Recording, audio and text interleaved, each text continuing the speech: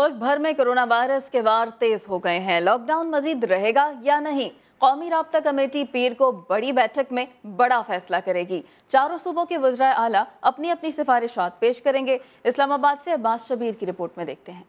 Corona cases की तादाद में तेजी से इजाफा, संगीन सूरत हाल से कैसे निपटा जाए? क्या एक बार फिर लॉकडाउन की तरफ जाना पड़ेगा? वजीर आज़म इमरान खान की जेर सदारत बड़े फैसलों के लिए कौमी राब्ता कमेटी का इजलास पीर को होगा। राब्ता कमेटी कोरोना वायरस को रोकने के लिए उठाए गए इकदामात का दोबारा जायजा लेगी। इजलास में बाहमी मशावरत से लॉकडाउन में नरमी या मजीद सख्ती से मुतालिक फैसला किया जाएगा। कमेटी ट्रेन सर्विस को मजीद फाल करने पर भी मशावरत करेगी। चारों सूबों के वज़राए आला भी अपनी सिफारिशात पेश करेंगे। ईद पर लॉकडाउन में नरमी और समाजी दूरी की पॉलिसी की खिलाफ वर्जी के बायस कोरोना मरीजों और हलाकतों में इजाफा हुकूमत और मुतलका इदारों के लिए बड़ा चैलेंज बन गया। नई सूरत हाल से वफाकी दारुल हुकूमत की इंतजामिया भी सख्त परेशान। डिप्टी कमिश्नर हमजा शफकात ने मुसलसल बढ़ते केसेस को खौफनाक करार दे दिया। अब्बास शबीर, समा, इस्लामाबाद। उधर कराची ट्रांसपोर्ट इत्तेहाद ने पीर से बसें सड़कों पर लाने का ऐलान कर दिया। ट्रांसपोर्ट इत्तेहाद के सदर इरशाद बुखारी कहते हैं कि अपने बच्चों को बिलकता नहीं देख सकते। फाकों की नौबत आ चुकी है और इसकी जिम्मेदार हुकूमत सिंध है। गाड़ियों और ड्राइवर्स को बंद किया गया तो पुरअमन धरना दिया जाएगा।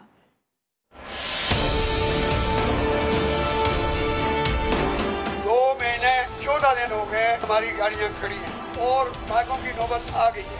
हम अपने बच्चों को भूखे नहीं मार सकते, तड़पता हुआ और सिसकता हुआ नहीं देख सकते। मैं खुदा को आदर नादर जान के कहता हूँ, चंद ड्राइवर रोड पे खड़े होकर भीख मांगते रहे। अगर पंजाब में ट्रांसपोर्टरों को इजाजत मिल गई, KPK में मिल गई, तो फिर हमें किस बात की सजा दी जा रही है? किस बात की सजा दी जा रही है? लिहाजा मजबूर होकर, तंग आकर हमने ये फैसला किया है, परसों से हम सीट बाई सीट गाड़ियां चलाएंगे। हम न चोरी कर रहे हैं, न डाका मार रहे हैं। अगर फिर भी गाड़ियां बंद हो गई, ड्राइवर बंद हो गए, तो हम धरना देंगे, एहतजाज करेंगे सड़कों पे। हम कोई पशेमान नहीं है। हुकूमत जो भी करे हम उनको नहीं मना करते, लेकिन अगर हमने अपनी रोजी के लिए ये कदम उठाया मजबूर हो गए, तो आपने हमें मजबूर क्यों किया? सब लोगों को इजाजत दी, आप भी हमारे साथ क़यामत के मुजरिम है। आप हमारी रोजी से महरूम किया आपने। हम रोज़े महशर भी आपसे पूछेंगे। हमारे बच्चे बिलख रहे हैं, रो रहे हैं, तड़प रहे हैं। हज़रत उमर फारूक फरमाते हैं कि अगर फरात के साहिल पे भी कोई कुत्ता भूखा मर गया तो मैं उसकी मौत का जिम्मेदार हूँ। लिहाजा अगर हमें रोजी से महरूम किया गया है तो ये सिंध हुकूमत बराबर की जिम्मेदार है। इंटरसिटी बस सर्विस वालों का भी सब्र जवाब दे गया। वो कहते हैं कि एसोसिएशन की इजाजत मिल गई तो कोई रोक कर दिखाए। कराची से सलमान अहमद की रिपोर्ट देखिए। हम ये काम के अलावा और कुछ काम कर नहीं सकते ड्राइवर लोग। लॉकडाउन ने पहिया जाम किया तो घर चलाना मुश्किल हो गया। शहरियों को एक से दूसरे शहर लेकर जाने वाले खुद अपने घरों तक अशिया खुर्दनोश नहीं ले जा पा रहे। कराची ट्रांसपोर्ट इत्तेहाद की जानिब से 1 जून को गाड़ियां सड़कों पर लाने की धमकी के बाद इंटरसिटी बस सर्विस वालों का भी सब्र जवाब दे गया। कहते हैं एसोसिएशन की इजाजत मिल जाए तो कोई नहीं रोक सकता। ट्रेन चला दिया, उसके पे कोरोना वायरस नहीं है, वो चल रहे हैं, सही चल रहे हैं। और वो जहाज चला रहे हैं, वो उसके पास कोरोना वायरस नहीं है। हाँ, अब ये सिर्फ बसों के लिए कोरोना वायरस है। ड्राइवर, कंडक्टर और अमले के घरों में आटा तक नहीं है। सब भूखे मर रहे हैं। बच्चे उनके रोडों के ऊपर खड़े हुए भीख मांग रहे हैं। ट्रांसपोर्टर्स को उम्मीद है कि वजीर आजम की जेर सदारत इजलास में इनके लिए खुशखबरी सुनाई जाएगी। कैमरामैन इम्तियाज अली के साथ सलमान अहमद, समा, कराची। आगे बढ़े और आपको ये बताएं कि वफाकी हुकूमत के लाजमी मास्क लगाने के ऐलान के बाद इस्लामाबाद इंतजामिया ने भी बड़ा ऐलान कर दिया। अवामी मकामात पर जो मास्क नहीं लगाएगा 3000 रुपए जुर्माना देगा, जेल भी भुगतना पड़ सकती है। इसी हवाले से हमारे नुमाइंदे नूरुल अमीन दानिश हमारे साथ मौजूद हैं, उनसे बात करते हैं। नूरुल अमीन, बताएगा क्या क्या सजाएं मुख्तस की गई हैं? जी देखिए, ये जिले इंतजामिया ने अभी एलामिया जारी की है, जिसके मुताबिक तमाम अवामी जगहों पर मास्क पहनना, मुंह ढांपना लाजिम करार दिया गया है और जो इसकी खिलाफ वर्जी करेगा उसको 3000 जुर्माना, उसके साथ साथ दफा 188 के तहत जो है जेल भी भेजा जा सकता है। ताम जो जिले इंतजामिया है उनकी जानब से जी गाइडलाइंस दी गई हैं कि बुनियादी तौर पर जो है शुरू में लोगों को इस चीज़ के ऊपर कन्विंस किया जाएगा कि वो मास्क पहने, और फिर मौका देखते हुए अगर लोगों ने इस SOP को फॉलो नहीं किया तो उसके बाद जो है इन जो आखिरी जो एक्शन है जिसमें जुर्माना और जेल तक भेजा जा सकता है, उस जो है ना जिले इंतजामिया एक्शन लेगी। जी सही, बहुत शुक्रिया नूरुल अमीन दानिश। पेशावर की निजी स्कूल इंतजामिया ने हुकूमत से 1 जून तक स्कूल्स खोलने या फिर रिलीफ पैकेज देने का मुतालबा कर दिया। अब्दुल रहमान की रिपोर्ट देखते हैं। कोरोना वायरस के बाद स्कूलों की बंदिश। प्राइवेट स्कूल काउंसिल्स की इंतजामिया के मुताबिक फीसें न होने की वजह से 2 माह से असातिज़ा को तनख्वाहें अदा नहीं की गयी। हमारी डिमांड है, अगर नहीं खोलते तो फिर रिलीफ फंड से हमें पैसे दिए जाए, अगर नहीं देते तो फिर मजबूरन हम अपना सामान भी जलाएंगे, हम रोड पे भी आएंगे, हम एहतजाज करेंगे। प्राइवेट स्कूल इंतजामिया ने हुकूमत से तनख्वाहों, यूटिलिटी बिल्स और किरायों में रिलीफ का भी मुतालबा कर दिया। अगर गवर्नमेंट ये ऐलान आज करती है कि हम यूटिलिटी बिल्स, सेल्स वगैरह, रेंट वगैरह हम देंगे, तो आज हम ये भी ऐलान करते हैं कि हम बच्चों से, पेरेंट्स से कोई फीस नहीं लेंगे। पेरेंट्स से निजी स्कूल मालिकान ने कहा कि 500 स्कूल अखराजात न होने के बायस बंद हो चुके हैं, जबकि मजीद 9000 स्कूलों की बंदिश का खतरा है। कैमरामैन असद अली के साथ अब्दुल रहमान, समा, पेशावर। कुछ सियासी मंजरनामे की तरफ नजर दौड़ाएं तो नवाज शरीफ की लंदन में चाय पीते हुए तस्वीर वायरल हो गई। PTI और नून लीग में लफ्जों की जंग छिड़ गई है। नून लीग के रहनुमा उस्मा बुखारी ने इसे प्रोफाइल पिक्चर बना लिया। फवाद चौधरी ने कहा कि तस्वीर हमारे निजाम इंसाफ और इंतजामिया को मुंह चढ़ाती है। नवाज शरीफ की लंदन में चाय पीते हुए तस्वीर वायरल। लीगी रहनुमा उस्मा बुखारी ने इसे प्रोफाइल पिक्चर बना लिया। ये 1 रोज पुरानी तस्वीर है गालिबन, और मियां साहब जो है वो अपनी फैमिली के साथ जो है वो एक जगह बैठे हुए हैं। सोशल मीडिया पर PTI और नून लीग में लफ्जों की जंग छिड़ गई। फवाद चौधरी ने ट्विटर पर लिखा, ये तस्वीर हमारे निजाम इंसाफ, कानून और इंतजामिया को मुंह चढ़ाती है। आखिर अवाम एहतसाब के निजाम पर कितना एतमाद कर सकते हैं। शहबाज गिल ने लिखा, उन्होंने कौम को बेवकूफ समझ रखा है, झूठ बोलकर लंदन गए, तरस आता है उन पर जो अब भी उन्हें लीडर मानते हैं। समा से गुफ्तगू में उस्मा बुखारी ने भी तुर्की ब तुर्की जवाब दिया। बेचारे जो है वो डिप्रेशन के मारे हुए वो एक तस्वीर भी बर्दाश्त नहीं कर सकते। ये एक तस्वीर से खौफजदा लोग हैं। खिसियानी बिल्ली खंबा नोचे है, जो हरासमेंट के उनके ऊपर केसेस हुए उसका आज तक उन्होंने जवाब नहीं दिया, और वो चले हैं दूसरों की पगड़ियां उछालने के लिए। उस्मा बुखारी कहती हैं, एक तस्वीर पर बौखलाहट का शिकार गुजरा, मुस्लिम लीग नून की सियासत का क्या मुकाबला करेंगे। और वज़ीर आज़म के मुआविन खुसूसी बराए एहतसाब शहजाद अकबर कहते हैं कि नवाज शरीफ की हैसियत मफरूर मुजरिम के सिवा कुछ नहीं है। मरियम नवाज से कोई डील नहीं, ढील हो सकती है। वो लाहौर में प्रेस कॉन्फ्रेंस कर रहे थे। जो नवाज शरीफ साहब का स्टेटस है वो एक मफरूर मुजरिम का है, ना वो बेल के ऊपर है, ना ही उनके पास कोई लीगल इस वक्त ग्राउंड है। जब इन्होंने लंदन जाना था तो लम्हा ब लम्हा वो प्लेटलेट्स काउंट्स निकल रहे थे कि जी अब इतने हो गए, अब इतने हो गए। फिर एक लम्हा ऐसा आया कि ये था जी कि अगर उनका लंदन में ये वाला ऑपरेशन ना हुआ अगले कुछ घंटों में तो कुछ भी हो सकता है, और अगर इस ऑपरेशन के लिए यहाँ से उनकी साहबजादी तशरीफ ना लाई तो ये ऑपरेशन नहीं हो सकता। नहीं, डील तो कोई नहीं है, ढील लग रही है मुझे। ये अब किसकी तरफ से मैं नहीं कह सकता, लेकिन वो कभी कभी नमूदार होती हैं और फिर अपनी तरफ तवज्जो दिलाती हैं। जो भी पकड़ा जाता है उसके पास वाहिद डिफेंस यही नजर आया है मुझे आज तक कि नहीं नहीं जी मेरी तो विक्टिमाइजेशन हो रही है। आप आजकल किसी नशियात फरोश की भी जाके देखें तो जैसे ही वो कैमरे को देखता है और वो पुलिस के डाले में जा रहा होता है तो उसने ऐसा निशान बनाया। वापस आएंगे एक ब्रेक के बाद, आप हमारे साथ रहिए।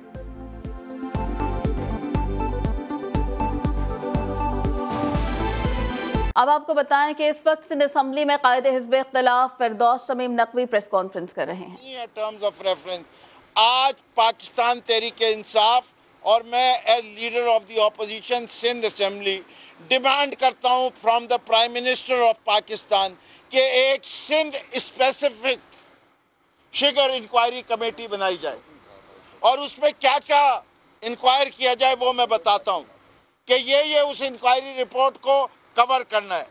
पहली चीज, ये जितना पैसा था ये कब दिया गया। फार्मर को उस वक्त दिया जाता है जब वो शुगर केन फैक्ट्री पे लेके आता है। ये पेमेंट हुई है जब क्रशिंग सीजन खत्म हो रहा था। तो जब क्रशिंग सीजन खत्म हो रहा था तो रिकॉर्ड जाके चेक करें, वो जो शुगर इंक्वायरी कमीशन ने कहा पर्चियां थी, डबल बुक्स थी, ट्रक के ड्राइवर्स के एनआईसी थे, ग्रोअर्स का तो नाम ही नहीं था। बीच में जो ब्रोकर्स हैं, एक मशहूर हैं मंजूर वसान साहब के आदमी जावेद हबीब साहब या हबीब शेख साहब, वो आज भी अंसारी शुगर मिल कहती है कि उनके 100 करोड़ रुपए देने। कमाल के लोग हैं, 100 करोड़ रुपए दे के भी भूल जाते हैं, लेना नहीं पसंद करते। तो ये जितने पैसे दिए गए, ये इतने काश्तकार बैठे हुए सब इसके गवाह हैं। दूसरे जो रेट तय किया गया था, क्या वो रेट दिया गया? ये काश्तकारों से जो मोहब्बत करते हैं, इस वक्त भी जो 182 का रेट था और उससे पिछले साल 170 का रेट था, उसके पैसे अभी तक नहीं दिए गए ग्रोअर्स को। जो बैलेंस पैसे हैं, अगर तुम्हें इतनी मोहब्बत है तो उस शुगर माफिया से, जिसमें 18 शुगर मिलें जो हैं वो जरदारी के दोस्तों की और जरदारी की हैं। टोटल सिंध में कितनी शुगर मिलें? 38 शुगर मिलें। चल रही कितनी है? 34 में से जरदारी और ओमनी ग्रुप की 18 शुगर मिल्स। अब देखिए, और उसके अंदर अगर मैं आपको इनकी प्रोडक्शन की फिगर्स दूंगा, क्योंकि ये बड़ी बड़ी शुगर मिलों पे इन्हें हाथ किया है, तो इनका शेयर सिंध की शुगर मिलों की प्रोडक्शन के लिहाज से बहुत ज्यादा है मिलों के मुकाबले में। फिर क्या हुआ? कांटे, ये कांटा आप समझते हैं, वो कांटा नहीं जो हमें पीपीपी वालों के लिए, उस कांटे की बात नहीं कर रहा मैं, वेइंग ब्रिज की बात कर रहा हूं। वेइंग ब्रिज को भी कांटा कहते हैं। उस कांटे के, ये कांटे जो हैं वो सारे मैनिपुलेटेड थे। उन सब में डंडी मारी भी थी 50 मन से 100 मन की। यह गरीब फार्मर का ख्याल, वो किसी और कांटे से करवा के आता था कुछ और वजन, इनके कांटे पे करवाता था कुछ और वजन। सो रही थी इंडस्ट्रीज डिपार्टमेंट, क्यों किसान के साथ जुल्म होने देते हैं। चलिए वो भी छोड़िए। फिर क्या हुआ? Payment of bills. Sugar commission का ऑर्डर था कि 1 हफ्ते के अंदर अंदर पेमेंट करनी है। फार्मर को ये पेमेंट नहीं हुई, और ये बड़े वाले जो सरकार में बैठे हुए थे वो खुद भी नहीं दे रहे थे पैसे, और जो दूसरी मिल वाले थे उनसे कहते तुम भी नहीं दो वरना तंग करेंगे तुम्हें।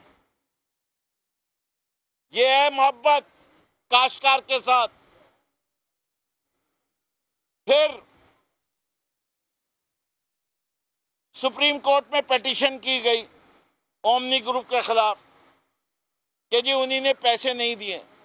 आज की तारीख अभी तक सिर्फ 60% पेमेंट हुआ है, और 30 रुपए मन जिसका मैंने जिक्र किया है वो अभी भी ओमनी ग्रुप ने देना है। इसके अलावा काश्तकार को क्वालिटी प्रीमियम दिया जाता है। अब ये क्वालिटी प्रीमियम क्या है? क्वालिटी प्रीमियम अगर 9% से ज्यादा रस निकले गन्ने में से, तो हर 1% पे 50 पैसे फी मन इजाफी कीमत दी जाती है। सिंध की शुगर मिल्स को इस वक्त जो निकल रहा है वो तकरीबन 11% है। सबसे खराब रिकॉर्ड 10.5% का है। इन शुगर मिल के मालिकों ने उसको 9% दिखाया, और पिछले 3 साल से प्रीमियम नहीं दे रहे, और सिंध की हुकूमत खामोश है। अब एक और कहानी पे आते हैं। कमाल की कहानी है। कमाल की कहानी यूं है, 2004 तक सिंध में 28 शुगर मिलें थी, अब 38 शुगर मिले हैं। 2000 के बाद और ख़ास तौर पे 2005 के बाद जितनी शुगर मिलें बिकी हैं, उसकी दास्तान बड़ी अजीब है। बिकी है जबरदस्ती। अब उसकी दास्तान ये मैं अब हवाले जो है अखबारों के देना चाहता हूँ। अभी समा ने एक डिटेल रिपोर्ट की शुगर के ऊपर, उससे पहले न्यूज़ ने की। वो कहते हैं कि सिंध के अंदर 5 शुगर मिलें थी 4 प्राइवेट पार्टीज के पास, जो प्रेशर के जरिए ओमनी ग्रुप को बिकवाई गई। उसके फ्रंटमैन क्या नाम था भाई उनका? हुनैर लखानी साहब, आपने अभी बताया। नहीं, फ्रंटमैन जिन्होंने फंडिंग की थी शुगर मिल की, जो सामने वजीर साहब एजी मजीद ने भी सामने मेरे पास यहाँ भी है, अभी बताता हूँ। तो ये तो इसमें से जो पार्टियां थी उसमें एक रफीक मुस्तफ़ा शाह साहब भी, उन्होंने वादा किया है कि अगली दफ़ा वो मेरे साथ बैठेंगे और वो तमाम वाक़यात बताएंगे कि उनको कैसे प्रेशराइज किया गया। वो लार शुगर मिल के मालिक हैं जिसको अब खरीद लिया गया है। फिर पांगरेव शुगर मिल, ये सिंध हाई कोर्ट के ऑफिशियल असाइनी से खरीदी गई। इसके प्रीवियस ओनर जो हैं वो भी कोर्ट में गए हुए हैं। क्या प्रेशर इस्तेमाल किया गया? कंपनी को 40 करोड़ रुपए से अंडर वैल्यू किया गया और इसकी कीमत 40 करोड़ रखी गई और कोर्ट से इन्हीं ने 17.5 करोड़ में खरीद लिया। फिर जिन साहब का मैंने जिक्र किया, लार शुगर मिल वाले का, उनके 100 एकड़ ज़मीन भी थी, उनके खिलाफ भी प्रेशराइज किया गया, पुलिस के ज़रिए ज़मीनों पर कब्जा कराया गया। इसी तरह बचानी शुगर वालों फैमिली की टंडू वाला यार चंबर शुगर मिल, उसके ऊपर भी प्रेशर डाल के खरीद लिया गया। फिर आगे चलिए, दीवान ग्रुप की खोसकी और भवानी शुगर मिल, वो भी किसने खरीदी? Omni group. सिंध में बड़े बड़े सेठ पड़े हैं, शुगर में बेतहाशा मुनाफा है। जितनी शुगर मिल बिकती है, चाहे वो कोर्ट के जरिए बिके, चाहे वो प्राइवेटली बिके, खरीदार एक है। क्या आपको ये बात समझ में आती है? क्या ये मुमकिन है? क्या इसके अंदर आपको कुछ, क्या कहते हैं, दाल में काला नजर आता है? दाली काली है या दाली पूरी काली है? इससे कि जहां एंटी करप्शन में एंटी करप्शन शामिल हो जाएं, वहां यही हाल होता है। अच्छा जी, इसके साथ साथ पहली शुगर मिल थी एक दादू शुगर मिल, कमाल का काम हुआ। इसकी कहानी तो सबसे मजेदार कहानी है। ये जब से शुगर मिल चलनी शुरू हुई, इसने आज तक कभी मुनाफा किया ही नहीं। पहली फैसला किया गया कि शुगर मिल बेच दी जाए। शुगर मिल बेचने के लिए उसकी असेसमेंट एक दफा हुई, जो सन 2007 में हुई अक्टूबर 18 को, और 40 करोड़ रुपए उसकी कीमत हुई। फिर सितंबर 11 सन में और मई 2008 में कहा गया ये कीमत कबूल कर लो, वो नहीं कबूल की। और हुआ क्या, वो सुनने के काबिल है। फिर कोर्ट के ऑफिशियल असाइनी ने कीमत मंगवाई और हाईएस्ट ऑफर जो रिसीव हुआ वो फिर 40 करोड़ का है। और आपके ख्याल से वो बिकी कितने में? वो बेच दी गई 9 करोड़ रुपए में नोडेरा शुगर मिल्स को। पीछे कौन? इसके पीछे कौन? Murad Ali Shah, mister clean. अच्छा जी, चलिए। उसके बाद ऑडिटर जनरल ऑफ पाकिस्तान, इसके 100% ये मलकियत किसकी थी? सिंध शुगर कॉर्पोरेशन की। ऑडिटर जनरल ऑफ पाकिस्तान में दिसंबर 2000 में पैरा लिख दिया इसके ऊपर, उसका कोई जवाब नहीं आया और आज तक कोई जवाब नहीं आया। और उन्हीं ने लिखा कि ये जवाब सेटिस्फैक्टरी नहीं है। फिर सुप्रीम कोर्ट ने जेआईटी बना दी और जेआईटी ने भी अभी तक कोई सेटिस्फैक्टरी रिप्लाई सिंध गवर्नमेंट से नहीं आया। इसी तरह एक और कमाल हुआ, सिंध में 2016-17 में 1200 सिक यूनिट थे। सिक यूनिट वो इंडस्ट्रियल यूनिट जिनको वायरस लग गया था, जो मुनाफा नहीं कमा सकते थे, तो उनकी इमदाद का फैसला किया गया। इमदाद की रकम तय हुई। इमदाद की रकम क्या तय हुई? 2 अरब रुपए, 2 अरब 200 करोड़ रुपए। तो 1200 फैक्ट्रियां थीं। आपके ख्याल से कर्जा किसको मिला? 4 फैक्ट्रियों को जो कि ओमनी ग्रुप की हैं, उनको 176 करोड़ रुपया मिला। 4 फैक्ट्रियां 176 करोड़ रुपए किसने दिया? किसने दिया? सिंध गवर्नमेंट ने। किसके थ्रू देना चाहिए था? स्टेट बैंक के थ्रू। दिया किसके थ्रू? सिंध बैंक के थ्रू। सिंध बैंक के थ्रू दिया। अच्छा जी, बाकी 24 करोड़ किधर गया? वो 12 इंडस्ट्रीज को दिया 2-2 करोड़ करके। ये भी बात हो गई।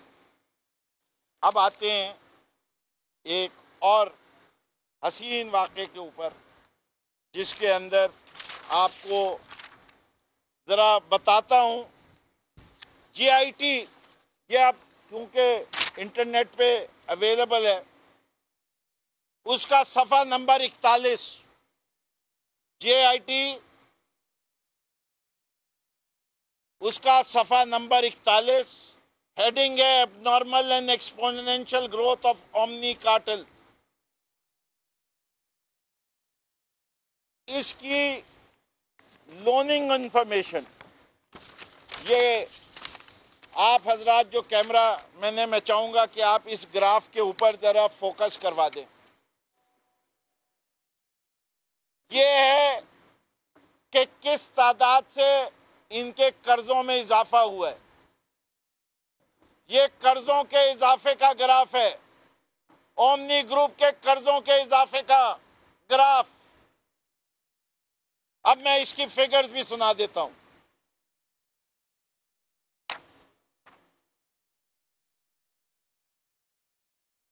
ये जो है, जो 10 बिलियन था 2010 में, 10 से भी नहीं, 8 बिलियन, 5.5 बिलियन, उससे आज 53 बिलियन हो गया 10 साल में कर्जा जो दिया गया है। फिर इसके साथ जोन देखें क्या हुआ। इसके अंदर लिखा हुआ है, स्टेट बैंक की रेगुलेशंस हैं कि किसी सिंगल पार्टी को बैंक की इक्विटी से 25% ज्यादा का कर्जा नहीं दिया जाता। नकवी प्रेस कॉन्फ्रेंस कर रहे थे, आपने मुलाहिजा किया। कादरी ने हमें इससे मुतालिक बताया। एक ब्रेक के बाद आपसे मिलेंगे हेडलाइंस के साथ। आप देखते रहिए समा।